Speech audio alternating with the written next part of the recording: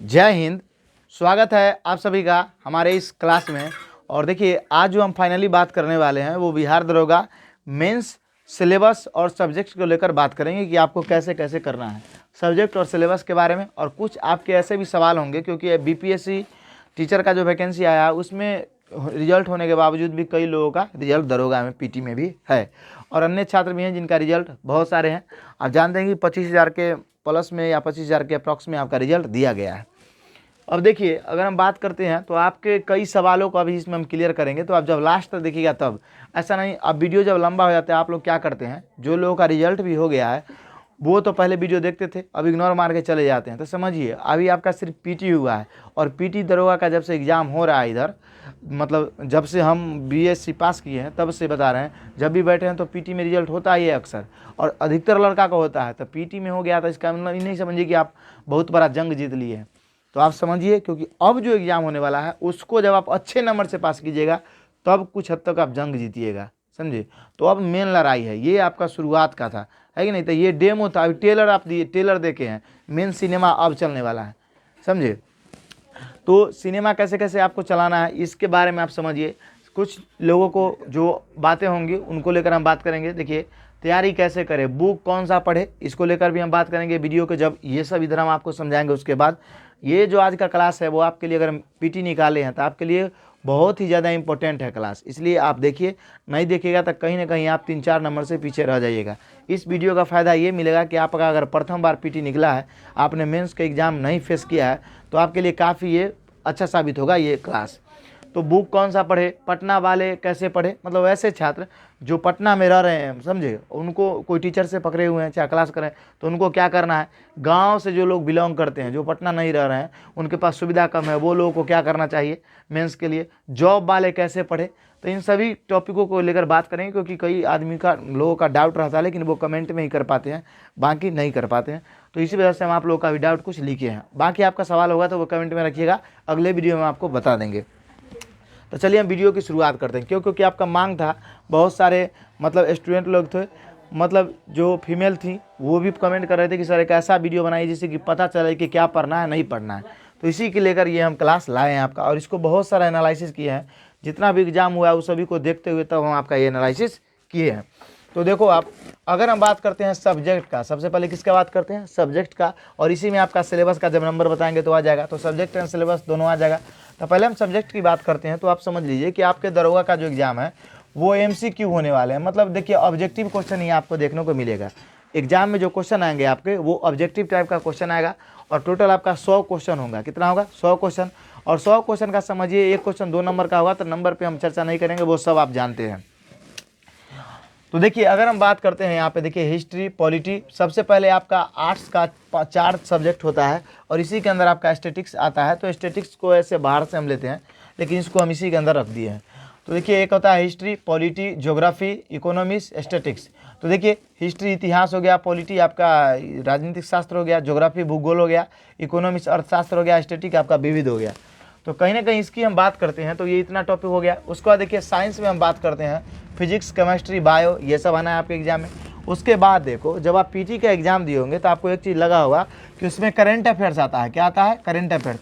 लेकिन यहाँ पे मेंस में करंट अफेयर्स को साइड करके यहाँ पे रीजनिंग और मैथ को ऐड कर दिया जाता है। क्यों, क्योंकि यहाँ पे ये चेक किया जाता है कि आप करंट अफेयर्स में तो माहिर थे ही, लेकिन आप मतलब रीजनिंग और मैथ में कैसे हैं ये भी यहाँ पे चेक किया जाता है, और काफ़ी अच्छे तरीक़ा से। और देखिए ये जो आपका होता है ना रीजनिंग मैथ, ये आपका मेन रिजल्टेड भी होता है और उसका मेरिट लिस्ट वाला भी होता है, समझे। तो यहाँ से रीजनिंग मैथ आपका काफ़ी इंपॉर्टेंट मायने रखता है एग्जाम के लिए। और नई क्या है, नया इस बार क्या एग्जाम में आपको देखने को मिलेगा, पीटी में तो देखने को मिल गया, हो सकता है मेंस में भी ऐसा हो। इससे पहले दरोगा के एग्जाम में बिहार रिलेटेड क्वेश्चन 1 से 2 क्वेश्चन आ रहा था, समझे। लेकिन इस बार जो 1275 का पीटी हुआ है, फर्स्ट शिफ्ट और सेकंड शिफ्ट दोनों में आप देखे होंगे तो अच्छा खासा बिहार से प्रश्न था। तो इसको लेकर आप सोच सकते हैं कि कहीं ना कहीं मेंस में भी क्वेश्चन रहने का चांसेस है। तो अगर मेंस में क्वेश्चन का रहने का चांसेस है तो आप आखिरकार तैयारी कैसे करें, प्रिपरेशन, कि मेंस में आए हुए बिहार के क्वेश्चन को आप बना सके।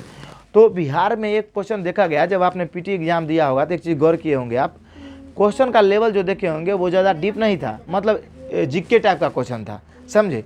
वो बिहार के ऊपर ऊपर का जानकारी क्वेश्चन था, तो बिहार के बारे में आपसे अच्छे तरीक़े से पढ़ लेना है, क्योंकि हो सकता है कहीं मेंस में डेप्थ पूछ दे। तो इस तरीक़ा से आपको पढ़ना है। तो आप समझ गए कि हमको ये चीज़ को पढ़ना है। सबसे पहली बात, अब आपको ये चीज़ पढ़ना है, तब आपको हम ये बताते हैं कि आपको अब सवाल जो आएंगे वो कहाँ से कितने प्रश्न आएंगे, समझे। तो इसके बारे में अगर हम बात करते हैं तो इसके बारे में समझिए, हम बात करते हैं। सबसे पहले हम बात करते हैं किसके बारे में, हिस्ट्री के बारे में। क्यों? क्योंकि आप लोग हिस्ट्री को काफ़ी अच्छे तरीक़े से देखते हैं और समझते भी हैं, और हिस्ट्री से सवाल भी आते हैं। तो इन सभी को समझने से पहले एक बात समझिए जो हम आपको कहना चाहते हैं। देखिए, दरोगा के एग्जाम में ये तीन को चीज़ काफ़ी इंपॉर्टेंट होता है आर्ट्स टॉपिक में। ये हिस्ट्री हो गया, पॉलिटी हो गया, ज्योग्राफी हो गया। इन तीनों में से किसी एक से आपका 20+ क्वेश्चन पूछ सकता है। 18 या 20 क्वेश्चन या 22 क्वेश्चन पूछेगा किसी एक से। मतलब पॉलिटी से उसको मन हो गया तो पॉलिटी से क्वेश्चन पूछ देगा, हिस्ट्री से मन हो गया तो हिस्ट्री से पूछ देगा, ज्योग्राफी से मन हो गया तो ज्योग्राफी से पूछ देगा। लेकिन किसी एक से जब बेसी पूछेगा ना, तो बाकी दो से कम कर देगा। इस बात को समझिए।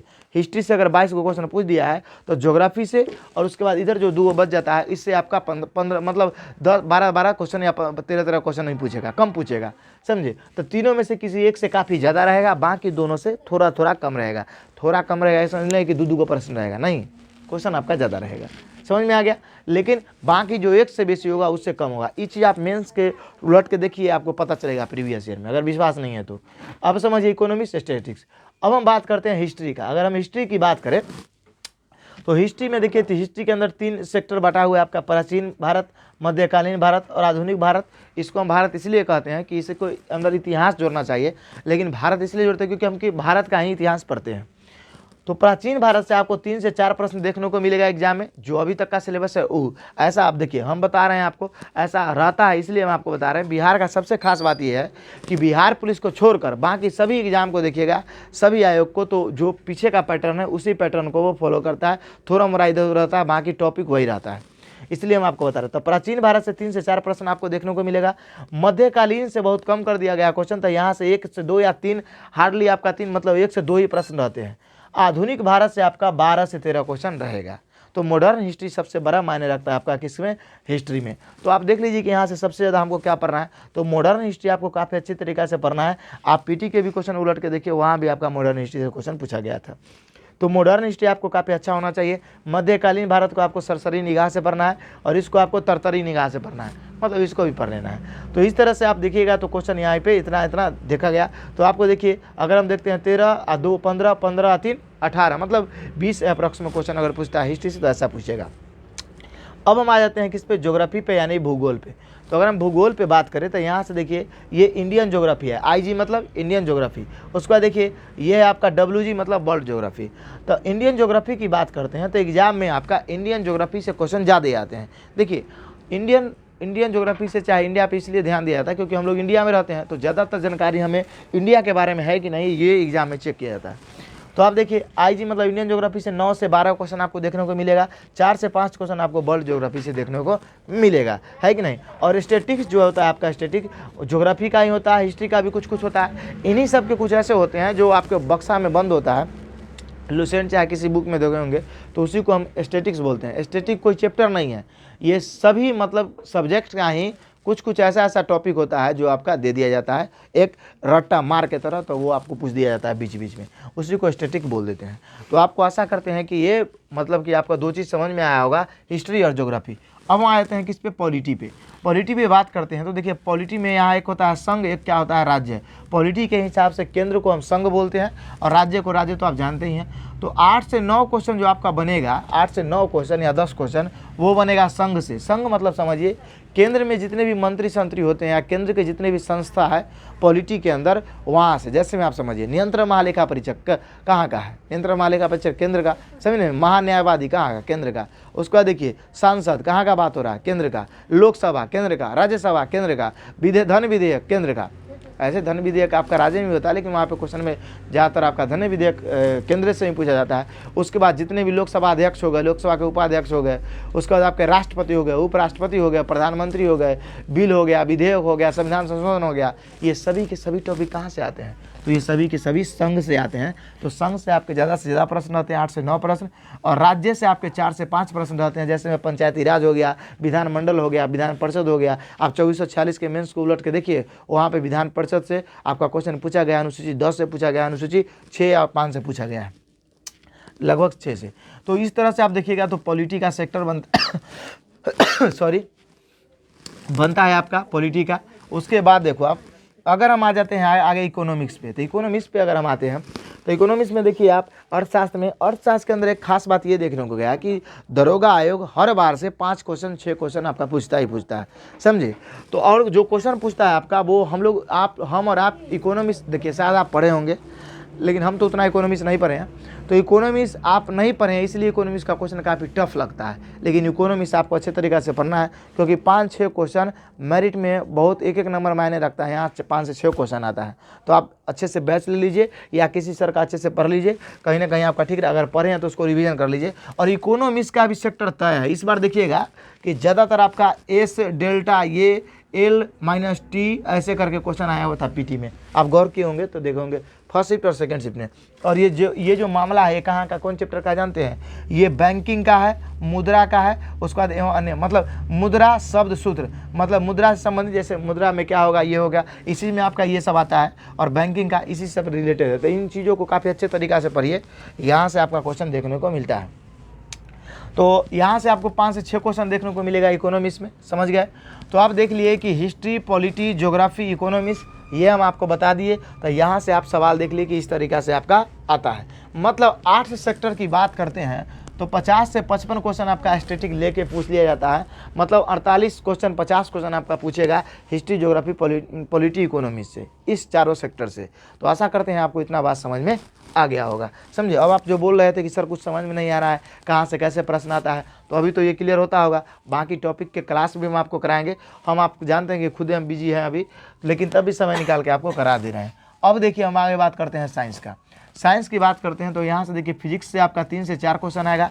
अब एक बात समझिए, यहाँ में हम 2 तरीक़ा से बांटे हैं। जैसे फिजिक्स में देखिएगा कभी कभी एग्जामिनर का मन होता है तो फिजिक्स से ही ज़्यादा क्वेश्चन पूछ दिया, तो इकोनॉमिक्स से कम, मतलब केमिस्ट्री से कम पूछता है। तो 3 से 4 अगर फिजिक्स से क्वेश्चन है तो मान के चलिए इससे रहेगा आपका केमिस्ट्री से 1 या 2, समझिए। अगर फिजिक्स से 1 या 2 है तो इससे रहेगा आपका 3 से 4 क्वेश्चन, 3 से 4 या 5 से 6 क्वेश्चन, इस तरीके का। 6 तो नहीं रहता है, 5 क्वेश्चन केमिस्ट्री से। बायोलॉजी से आपका हर हमेशा ज़्यादा रहता है, 7 से 8 क्वेश्चन या 10 क्वेश्चन तक भी आपको देखने को मिल सकता है। तो इस तरीक़ा से आपका साइंस का क्वेश्चन रहेगा, जो आप देख सकते हैं कि साइंस में कितना कौन सा इंपॉर्टेंट है। इस हिसाब से बायो पर आपको काफ़ी अच्छे तरीक़े से फोकस करना है, इन दोनों को अच्छे तरीक़े से आपको पढ़ लेना है, जितना हो सके उतना, समझिए। अब हम आगे बात करते हैं। अब देखिए आपको एक कहिएगा तो एक और वीडियो बना देंगे, लेकिन उसके लिए थोड़ा टाइम देना होगा आपको। वो ये बना देंगे किस किस टॉपिक से सवाल आते हैं, समझिए। लेकिन आप तभी बनाएंगे जब वीडियो का आप 1 के पहुंचाइएगा, क्योंकि अब वीडियो आप लोग देखते ही नहीं है। गलती कहीं ना कहीं हमारा भी है, क्योंकि हम भी बीच में आप लोगों को बहुत छोड़ दिए थे, इसलिए आप लोग भी हमको मतलब देखना बंद कर दिए, समझ। लेकिन कोई नहीं, चलिए अब मैथ की हम बात करते हैं। तो मैथ से आपका 18 से 22 क्वेश्चन आएगा। कितना आएगा? 18 से 22 क्वेश्चन आपका मैथ से आएगा, जिसमें आपका अर्थमेटिक से होगा 13 से 15 क्वेश्चन, एडवांस से होगा 4 से 5 क्वेश्चन, नंबर सिस्टम से होगा 1 से 2 क्वेश्चन। तो इस तरीक़ा से आपका मैथ से क्वेश्चन बनता है। तो मैथ से क्वेश्चन आपका 18 से 22 क्वेश्चन टोटल आना है, जिसमें से आपका अर्थमेटिक हो गया, एडवांस हो गया, नंबर सिस्टम हो गया। तो सबसे ज़्यादा आपका अर्थमेटिक पे फोकस रहेगा। एडवांस से आपका भी 4 से 5 क्वेश्चन रहेगा। मैंने एडवांस भी रखता है, मतलब हर कोई नंबर सिस्टम आप नहीं भी पढ़ते हैं तो ये दोनों पढ़ते हैं तो आपका काम चल जाएगा। जरूरी नहीं कि आपको 22 मैथ पूछा था 22 बने, 22 में 20 बन गया तो हो गया, है कि नहीं है। क्योंकि बहुत 30 मार्क का कम होता है जो सभी के सभी बना पाते हैं, क्योंकि कुछ क्वेश्चन आपको ऐसा रहेगा ना, कितनों कर लीजिए नहीं बनेगा। अगर वो बना भी देते हैं तो अगला के लिए आपको टाइम खत्म हो जाएगा, समझे। तो जो आपसे धांधा बने उसको बना देना है। 1-2 क्वेश्चन आपको फंसाने के लिए ही दिया जाता है, टाइम उलझाने के लिए। ये समझ में आपको आ गया होगा। तो आशा करते हैं आपको कि यहाँ साइंस, मैथ्स, उसके बाद इधर आपका आर्ट्स के जितने भी सब्जेक्ट थे वो आपको समझ में आ गया होगा। अब हम बात करते हैं किस पे, रीजनिंग पे। तो रीजनिंग पे बात करते हैं तो रीजनिंग से आपके 7 से 8 प्रश्न आने हैं। देखिए इससे देखिए अगर रीजनिंग मान के लिए 10 पूछ दिया तो मैथ में कटौती कर देगा, मैथ में कुछ कम कर देगा क्वेश्चन, समझे। और यहाँ पे अगर बढ़ा दिया तो यहाँ पे क्या कर देगा, कम कर देगा। ये एग्जामिनर का नियम है, या आप भी एग्जामिनर होते तो ऐसा ही करते, समझे। तो अगर हम बात करते हैं ईजी प्रश्नों का, तो रीजनिंग में ईजी प्रश्न 3 से 5 क्वेश्चन आएगा, और 2 से 3 प्रश्न ऐसा आएगा आपका जो पूरा एग्जाम में मस्त दीजिएगा लेकिन जल्दी नहीं बनेगा, समझे। कुछ प्रश्न ऐसे होते हैं तो उस पर आपको ज़्यादा दिमाग अप्लाई नहीं करना है, लेकिन आप कोशिश कीजिएगा, बन ही जाएगा। जैसे में सीटिंग अरेंजमेंट वगैरह हो गया, तो ये सब आ गया।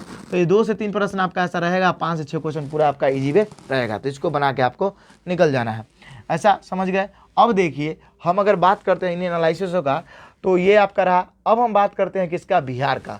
तो लास्ट में आपको क्या करना है कि बिहार का तो पढ़ना ही पढ़ना है। बिहार का अगर आप नहीं पढ़ते हैं तो फिर आपको लोचा में पड़ जाएगा, क्योंकि अगर आप पिछले एग्जाम को देखिएगा मेंस को, तो बिहार से क्वेश्चन नहीं आए हैं, समझे। 1 से 2 प्रश्न आए हैं, नहीं भी आए हैं। तो आप कहिएगा सर पूछता नहीं है, आप बोल रहे हैं पूछता है। तो देखिए पीटी में भी क्वेश्चन कभी बिहार का नहीं पूछता था, लेकिन इस बार पूछा, समझे। तो इसीलिए आपको पढ़ के जाने में क्या लगता है, समझे। 10 दिन 15 दिन उसको अच्छे से पढ़ लीजिए सरसरी निगाहों से, उसके बाद आपका काम हो जाएगा। अब हम बात, जब आप पढ़े रहिएगा तब आप डाउट में नहीं रहिएगा, नहीं पढ़े रहिएगा तो आप डाउट में रहिएगा। अब हम बात करते हैं किसका, टोटल क्वेश्चन का। तो टोटल क्वेश्चन अगर हम 100 बताएं, इसमें से देखिए 8 से कितना हो गया आपका, 50 से 55 क्वेश्चन। साइंस से कितना क्वेश्चन हो गया आपका, 20 से 25 क्वेश्चन, समझे। मैथ से कितना क्वेश्चन हो गया आपका, 15 से 22 क्वेश्चन। रीजनिंग से कितना क्वेश्चन हो गया, 6 से 8 क्वेश्चन। स्टैटिक्स से आपका हो गया 5 से 6 क्वेश्चन, और बिहार से हो गया आपका 4 से 5 क्वेश्चन। इन सभी क्वेश्चन को जोड़िएगा तो 97-98 आपका पूरेगा। अगर इधर वाले डाटा को जोड़िएगा तो, और लास्ट वाला डाटा को इसको जोड़िएगा तो 102। तो दोनों को बीच में देखिएगा तो 100 के करीब में आपका मान लीजिए ना कि होता है। अब देखिए डाटा बताने समय में, अब एग्जामिनर देखिए अगर इधर 22 किया है तो इधर का कम कर देगा, है कि नहीं, उसको 100 पुना है। लेकिन हम आपको दोनों के बीच में ना हमको बताना है, क्योंकि हमें तो आपको बताना है एक मतलब फिक्स वैल्यू तो बताना नहीं। अब हम एग्जाम में क्वेश्चन तो सेट कर नहीं रहे कि हम बोल देंगे देखो भैया इससे इतना रहा, इससे इतना रहा, इससे इतना रहा। हाँ, सभी एग्जामों को देखते हुए कहीं ना कहीं हम आपका सिलेबस सेट किए, मतलब ये जो है सिलेबस और सब्जेक्ट को सेट किए हैं कि आपको ऐसे ऐसे करना है। तो आशा करते हैं कि इस वीडियो से आपको बहुत चीज़ समझ में आया होगा। अब हम लास्ट में बात करते हैं आपका इसका कि तैयारी कैसे करें। अगर आपके पास ये कंडीशन है तो कंडीशन में जैसे में बुक कौन सा पढ़े, तो देखिए ये बुक कौन सा आप पढ़िएगा इसको लेकर अभी हम नहीं बताएंगे, अगला एक और वीडियो आएगा उसमें हम आपको बता देंगे, क्योंकि बुक पर भी आपका थोड़ा मंथन करना होता है क्या है नहीं है इसको लेकर। उसके बाद देखिए अगर आप पटना में हैं तो क्या करना है आपको, पटना वाले कैसे पढ़े। तो देखिए अगर आपने किसी सर से पढ़ा है, जैसे मान लीजिए कि बहुत सारे फेमस सर हैं, है कि नहीं, आप जानते हैं कि आपके लिए कोई और सर अच्छे होंगे, मेरे लिए कोई और है, तो इसलिए किसी सर का नाम नहीं लेंगे, जो आपको अच्छे लगते हैं वही सबसे बेस्ट है आपके लिए। तो पटना वाले कैसे पढ़े, पटना में अगर आप हैं, आपने सभी सिलेबस को समाप्त किया है, तो चुपचाप आप उस पूरे सिलेबस को पढ़ लीजिए, एक क्यूज ज्वाइन कीजिए, और आप घटना चक्र वगैरह हो गया, चाहे जो हम बुक लिस्ट बताएंगे वो आपको पढ़ना है, समझे। और आपने किसी सर से पढ़ा है और उन्होंने बोला है कि इतना पढ़ लो तुम्हारा दरोगा मेंस हो जाएगा, तो उसी को आप बार बार रटिए, जिसमें आप सक्षम है ना उसी काम को कीजिए। ऐसा नहीं है कि हम आपको बोल दे कि आप अगर ये कीजिएगा तभी आप मेंस निकाल पाइएगा, तो ये बिल्कुल सरासर गलत है। ये तो एक ओवरव्यू था सभी के लिए कि यहाँ से प्रश्न आते हैं, बाकी पढ़ना आपको है। आपको लगता है कि नहीं सर आपसे बेस्ट तरीका हम जानते हैं, तो कीजिए आप, कोई दिक्कत नहीं। हम इंटरफेयर करना ही नहीं चाहते हैं, बस हम आपको एक रास्ता दिखा रहे हैं, हम भी आपको वही रास्ता दिखाएंगे जो आपको सफलता की ओर ले जाएगा। तो पटना वाले हैं तो आपको अगर नोट्स वगैरह है तो वो पढ़िए, अगर नोट्स कोई नहीं है तो हम बुक लिस्ट आगे बताएंगे, आगे हमारा वीडियो आएगा, आप चैनल से जुड़ सकते हैं, नहीं भी जुड़िएगा तो कोई दिक्कत नहीं है। तो आपका मतलब जुड़ जाइए जिससे कि आपको फ़ायदा होगा। आगे समझिए, आगे जो हम बुक लिस्ट आएगा उसी में बताएंगे। गाँव में है तो क्या कैसे पढ़े, गाँव में है तो आप अभी तक तो ऑनलाइन बैच ले ही लिए होंगे, अगर नहीं लिए हैं बैच तो नहीं लेने का भी मन है तो नहीं लीजिए।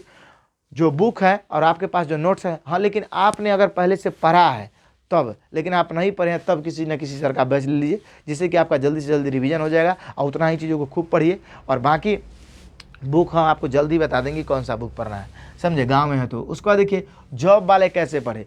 तो जॉब वाले की अगर हम बात करते हैं तो जो आपके पास फ्री टाइम बचता है, अगर आपका ऐसा जॉब है जिसमें कि आपको जॉब करते हुए पढ़ सकते हैं, तो कोशिश कीजिए कि आप पढ़ ले, है कि नहीं। एक आध दिन खींच लीजिए जॉब करते करते, वहीं पर पढ़ लीजिए, तो ऐसा भी कर सकते हैं आप। आपको लगता है कि नहीं जॉब सर बिजी वाला है, तो आपको जो टाइम बचता है खाना वाना बना के चाहे जो भी है उस टाइम में आप कोशिश कीजिए कि ज़्यादा से ज़्यादा पढ़े, क्योंकि दरोगा मेंस की बात है, यहाँ पे आप उसको टक्कर देने जा रहे हैं जो दूसरे को टक्कर दे के आया है। तो यहाँ पे आपको युद्ध जो होता है ना वो होता है बराबर के लोग से। उसमें जो आप पीटी देते हैं उसमें बहुत सारा मतलब ऐसे लोग होते हैं जो फॉर्म भर दिए, वो अभी बम्बे में हैं, दिल्ली में कमा रहे हैं, कुछ कर रहे हैं, ऐसा कहने के लिए कि हम दरोगा का फॉर्म डाले हैं, समझे। तो बहुत सारे लोग होते हैं, आप देखें कि नहीं देखें, इतना 8 लाख 9 लाख जो भी फॉर्म डाला हुआ था, आप देखिए कितना का रिजल्ट हुआ, 25,000 का रिजल्ट हुआ, है कि नहीं। कटअप भी जितना एक्सपेक्ट कर रहा था लोग उतना नहीं गया, कटअप भी तो कम ही गया। तो इस हिसाब से सर हम आपको कहते हैं कि जैसे भी हैं आप ऐसे कर सकते हैं, समझे। लेकिन हाँ आप कर तभी सकते हैं, इसमें मेंस में आपको बहुत मतलब मेहनत करना होगा। लोग कहता है कि कोशिश करना, कोशिश उसी नहीं कीजिए, कोशिश सारा दुनिया कर रहा है। 8 लाख लड़का क्या किया था, कोशिश ही ना किया था। रिजल्ट कितना का हुआ, 25,000 का हुआ। तो 25,000 मेहनत किया था, 8 लाख लड़का कोशिश किया था। तो कोशिश करने वालों की हार नहीं होती, होती है, बिल्कुल गलत है। मेहनत करने वालों की हार नहीं होती। मेहनत आप कीजिए, सही रहेगा, समझे। तो मेहनत ढंग से कीजिए, और बाकी आपका जिस तरह से हमसे हेल्प होगा वो हम करते रहेंगे। आपका अगर किसी और टॉपिक पे वीडियो का बात है तो वह आप कमेंट कीजिएगा, बाकी टॉपिकों पे हम वीडियो बनाएंगे। और क्लास भी आपका जब हम एडजस्ट हो जाते हैं अच्छे से तो कोशिश करेंगे आपका क्लास जल्दी हम स्टार्ट कर दें, समझे। तो चलिए, तब तक के लिए जय हिंद, जय भारत। मिलेंगे आपसे अगले वीडियो में।